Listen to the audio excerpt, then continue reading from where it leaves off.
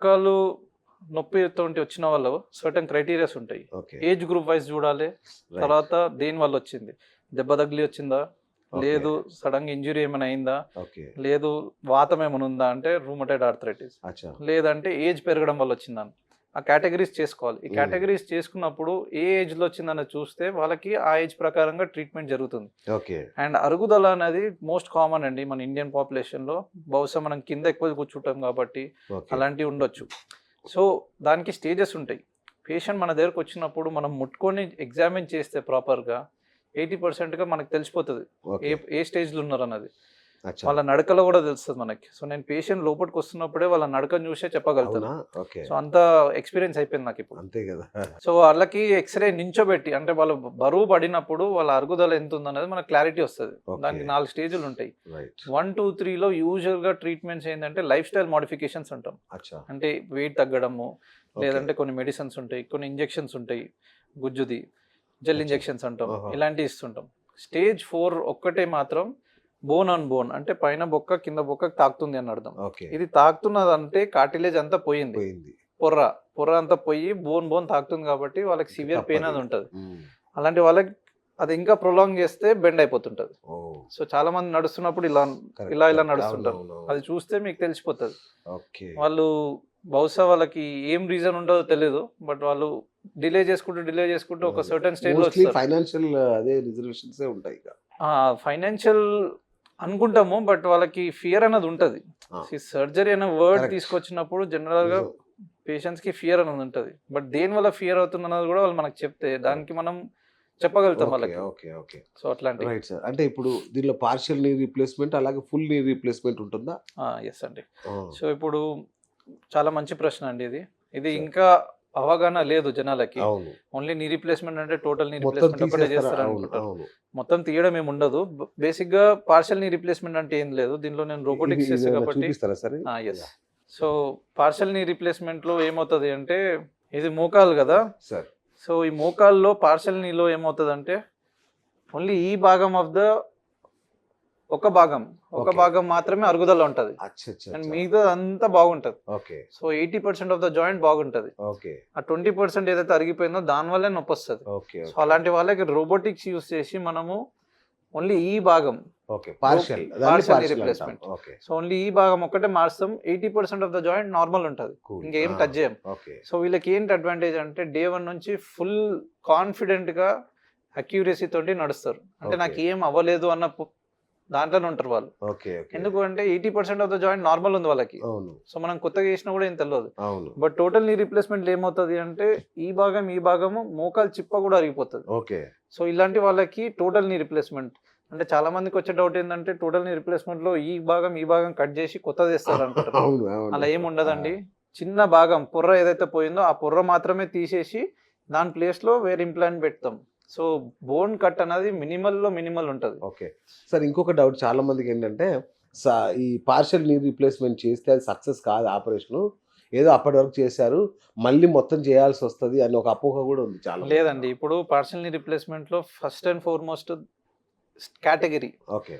Surgery అనేది right టైంలో right surgeon చేతిలో జరిగితే ఈజీగా 10-15 years వస్తుంది. సూపర్. ఓకే. సో ఇప్పుడు మేము రీసెంట్గా 65-year మేల్కి చేసాం. ఓకే. 65-year మేల్కి చేసాం ఎందుకు అంటే ఓన్లీ ఒకటే భాగం అరిగిపోయింది, మిగతా 80% మంచిగా ఉంది. సో అతను చాలా హ్యాపీగా ఉన్నాడు. అచ్చా.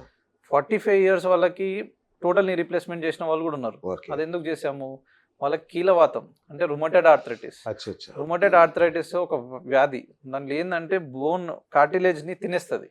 ఓకే. సో వీళ్ళు మెడిసిన్ సరిగా తీసుకోకపోతే అది ఫాస్ట్గా తినేసి అరుగుదల అనేది తొందరగా వస్తుంది. అచ్చా. అచ్చా. సో యూజువల్గా 45 years లో మనం టోటల్ నీ రీప్లేస్మెంట్ చాలా తక్కువ మందికి చేస్తాం. ఓకే.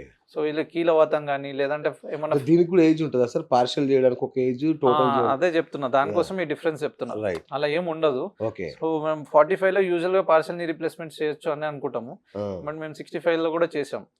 సో 45లో యూజువల్గా నీ రీప్లేస్మెంట్ అవసరం పడదు. అచ్చా. బట్ ఈ లేడీ మొన్న చేసినాము, ఆమెకి రూమటైడ్ ఆర్థరైటిస్ అది ఉండడం వల్ల టోటల్ నీ రీప్లేస్మెంట్ చేసాం.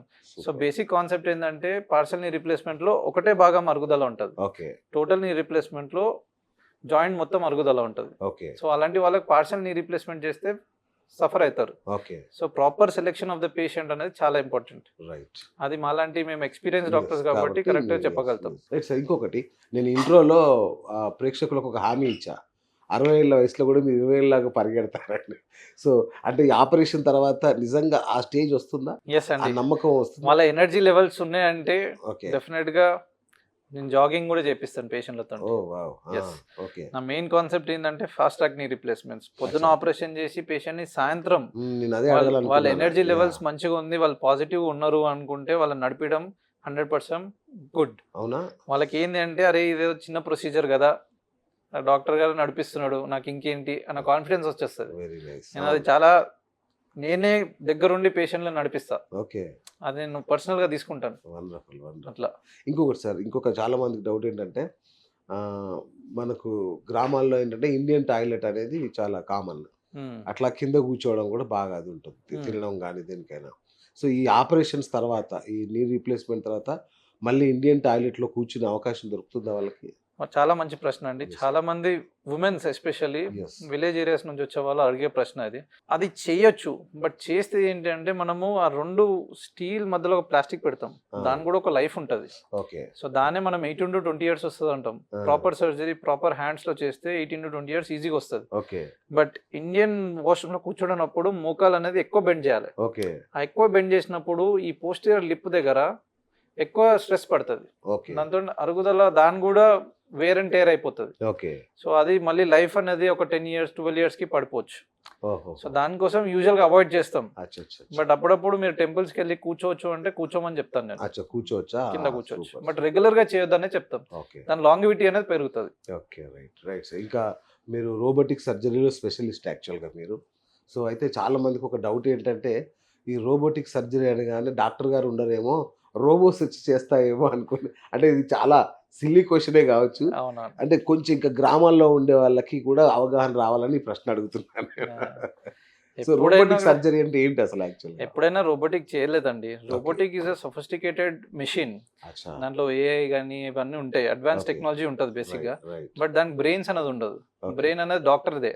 ఓకే. సో పేషెంట్ డేటా తీసుకొని మనం ఆ మెషిన్ కి ఇస్తే ఆ మెషిన్ సర్టెన్ క్రైటీరియాస్ ఇస్తుంది. ఓకే. ఈ పేషెంట్ కి ఈ పలానా పొజిషన్ ఉంది, నువ్వు ఇలా పెడితే బెటర్ అని ఒక సూచన సజెషన్ ఇస్తుంది. ఓకే. ఆ సజెషన్ మాత్రమే ఇస్తుంది, దాన్ని కూడా మనము డిసైడ్ చేసుకోవాలి. సో ఆపరేషన్ టేబుల్ దగ్గర మీరు ఉంటారు? 100% మేమే చేయాలి. అదే అంటున్నా. డేటా కూడా మీరు మేమే ఎక్కడ- ఇవ్వాలి దానికి. మీరు ఎక్కడో ఇంట్లో కూర్చొని లేదు, ఇప్పుడు లేదు. మార్చేసి అంటే అది మారుస్తుంది అది బహుసారి వస్తుందేమో ఫ్యూచర్ లో, కానీ అవునా? ఎంత అయినా కూడా ఆపరేషన్ అయితే మేమే కట్ చేయాలి, మేమే ఓపెన్ చేయాలి, మేమే అచ్చా, తీయాలి, ఓకే దాని దగ్గర తీసుకోపోవాలి, ఇవన్నీ ఉంటాయి. ఓకే. రోబోటిక్ ఎప్పుడు చేయలేదండి. It Okay. Is just a machine which is sophisticated and highly advanced. So robots చేయడం అనేది ఏమి ఉండదు, ఇంపాసిబుల్. మీరే చేస్తారు, పక్కనే ఉంటారు కదా, అదేదో సజెషన్స్ ఇస్తుంది అంతే. అంతే, మనం దానికి డేటా ఇస్తే ఆ డేటాని తీసుకొని సజెషన్స్ ఇస్తుంది. ఆ Okay, సజెషన్ కూడా మనం తీసుకోవాలా లేదా అని మనం డిసైడ్ చేయాలి. Right. సో ఆ ప్రాపర్ బ్రెయిన్ సర్జన్ ఆయన నాలెడ్జ్ ని దానికి మిషన్ కి ఇస్తే ఆ Correct. డేటా కొలాబరేట్ చేసి చేసిన సర్జరీలే సక్సెస్ఫుల్ అవుతాయి. సూపర్.